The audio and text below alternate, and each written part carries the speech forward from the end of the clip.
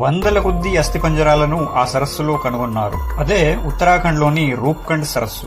1941లో ఒక British forest range officer ఈ సరస్సులో ఉన్న అస్థిపంజరాలను కనుగొన్నారు. ఇవి రెండవ ప్రపంచ యుద్ధ సమయంలో జపనీస్ సోల్జర్స్ అక్కడ ఉన్న విపరీతమైన చలికి తట్టుకోలేక దారి తప్పి అందులో కూరుకుపోయి ఉండవచ్చని మొదట అనుకున్నారు. కానీ సీరియస్ గా దీనిపై ఇన్వెస్టిగేషన్ చేసిన మీదట ఈ ఎముకలు రెండవ ప్రపంచ యుద్ధం నాటికన్నా ఎంతో పురాతనమైనవని తేలింది. రీసెంట్ గా చేసిన అధ్యయనం ప్రకారం ఇంకా ఆసక్తికరమైన విషయాలు బయటపడ్డాయి. అదేంటంటే ఇక్కడ దొరికిన అస్థిపంజరాలు రెండు విభిన్న జాతులకు చెందినవని తేలింది. ఇందులో దాదాపు సగం మంది 850 ఏడీలో మరణిస్తే మరో సగం అంతకు ముందే 1000 సంవత్సరాలకు పూర్వం మరణించినట్లుగా తెలుస్తుంది. ఈ అస్థిపంజరాలు దొరికిన స్థలంలో వేరే ఇతర ఆధారాలేవీ లేకపోవడంతో ఇంతమంది ఎలా అక్కడ మరణించారో అది ఇప్పటికీ ఒక రహస్యంలా మిగిలిపోయింది. ఇటువంటి మరిన్ని ఇంట్రెస్టింగ్ వీడియోస్ కోసం నా ఛానల్ ని సబ్స్క్రైబ్ చేయండి, లైక్ చేయండి.